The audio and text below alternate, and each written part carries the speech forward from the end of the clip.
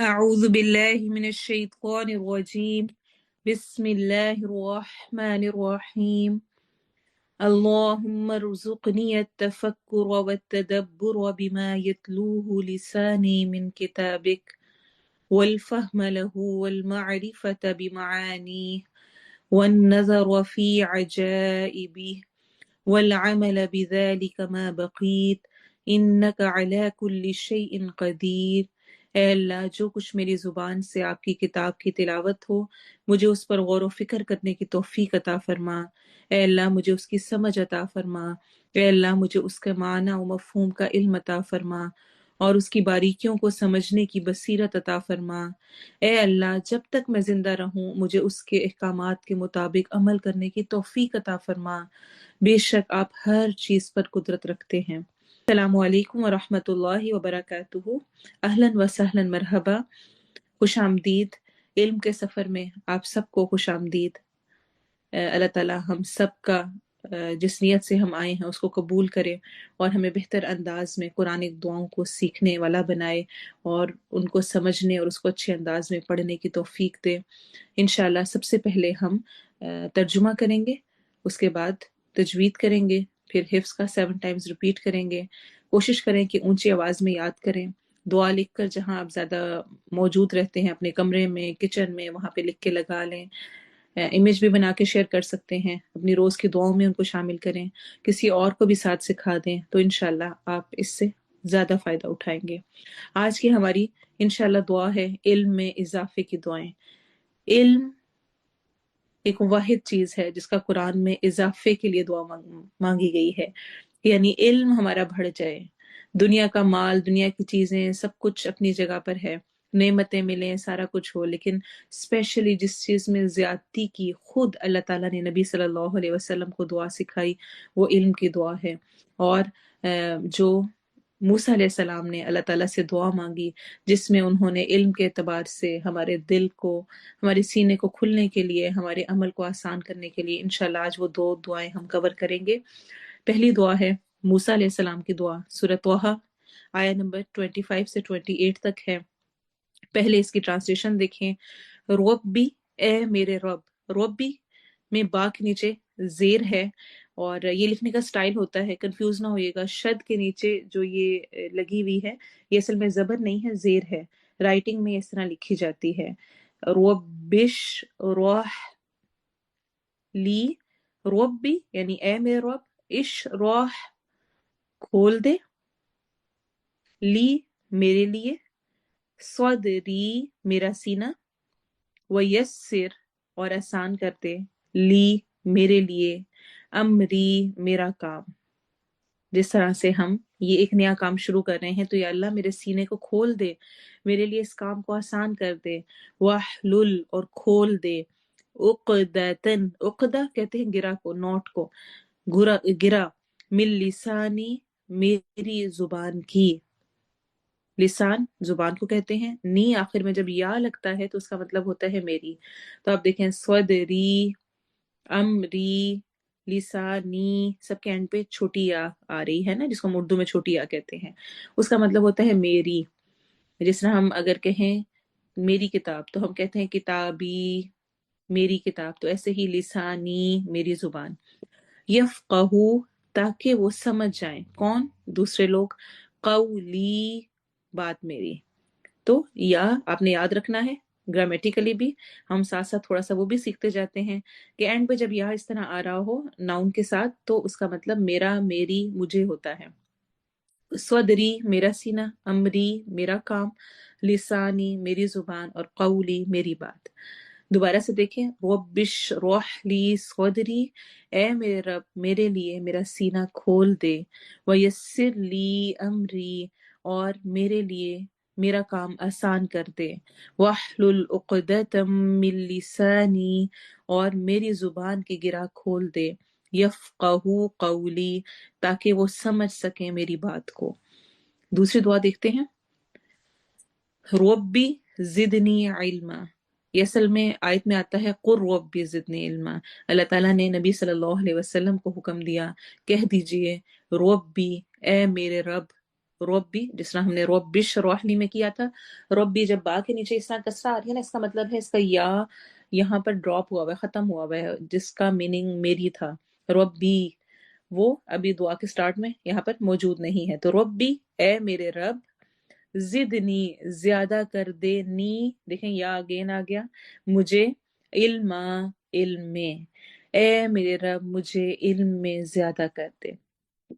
अब हम इंशाल्लाह इनकी तजवीद देखते हैं और फिर हम इसकी हिफ्स की प्रैक्टिस करेंगे।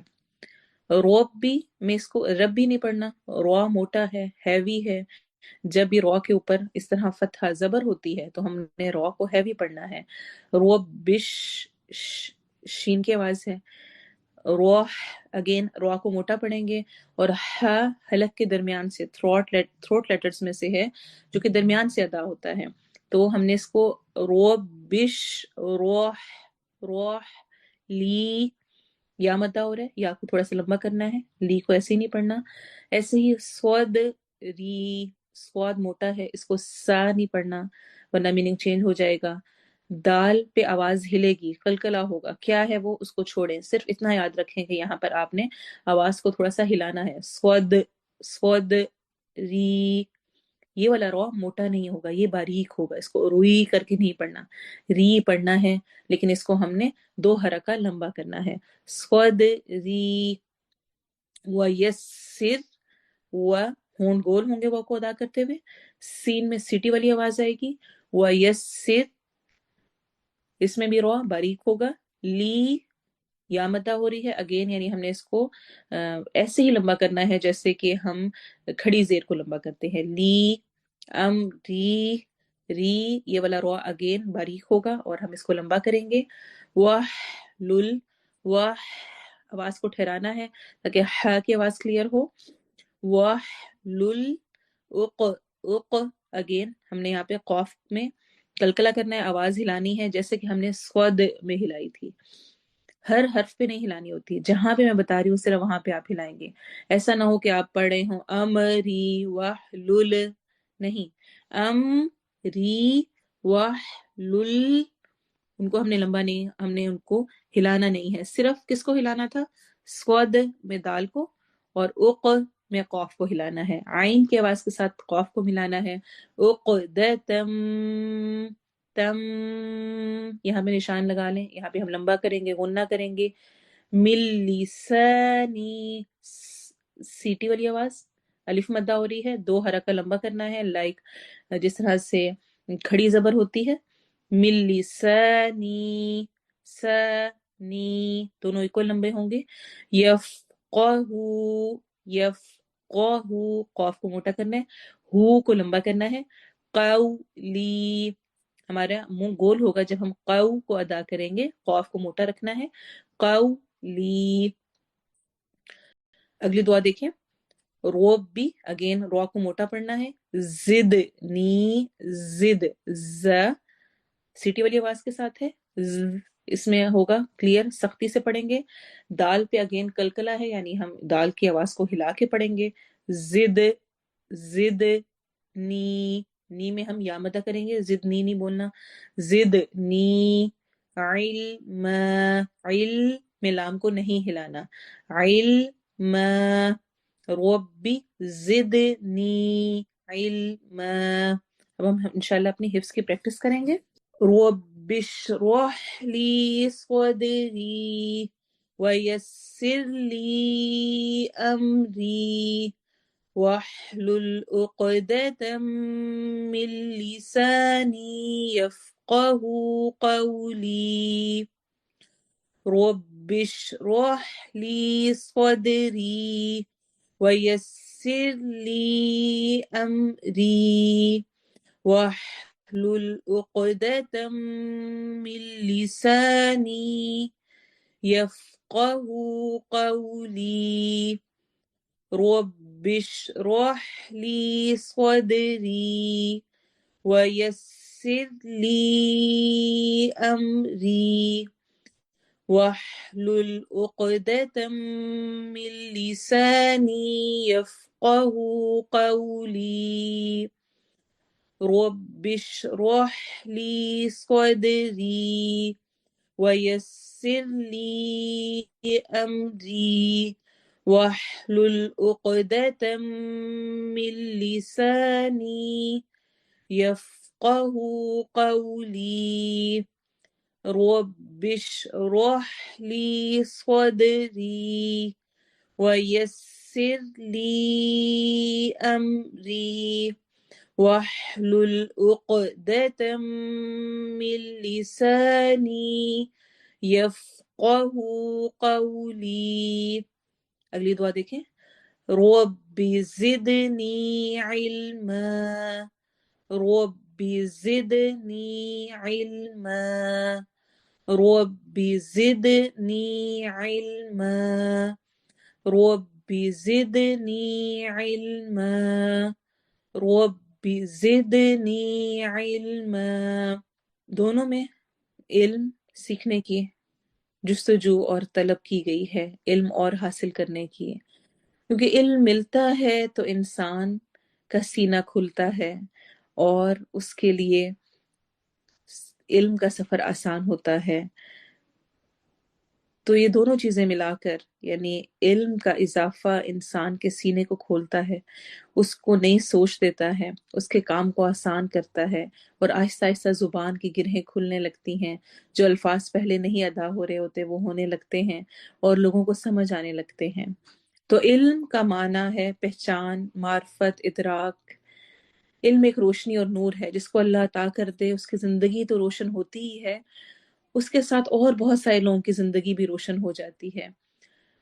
علم کی پاور یا علم کو آپ اس وقت تک نہیں حاصل کر سکتے جب تک تین چیزیں اس میں موجود نہ ہوں، اس کا فائدہ نہیں مل سکتا. ایک، خلوص نیت کے ساتھ کیا جائے، خالص اور نکھرا علم ہو، یعنی قرآن اور سنت کے مطابق ہو، پیور ہو.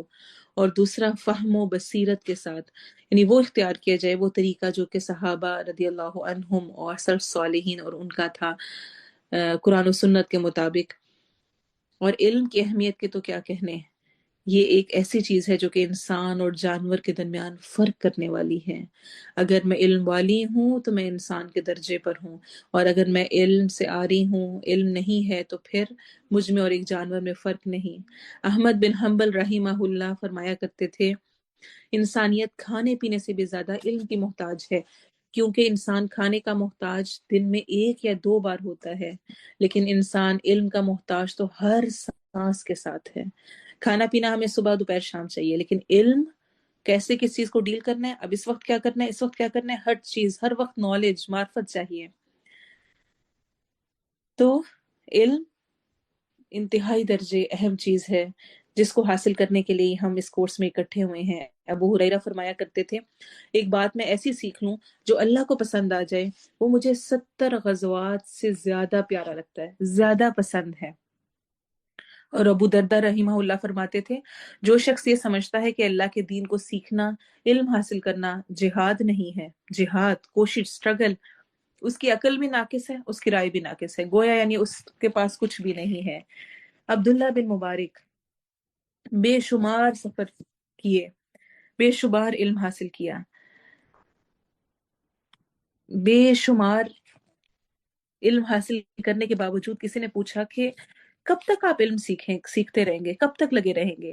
کہنے لگے، نہ جانے وہ کون سا کلمہ ہے جس سے میری جنت پکی ہو جائے اور وہ میں نے اب تک سیکھا ہی نہ ہو.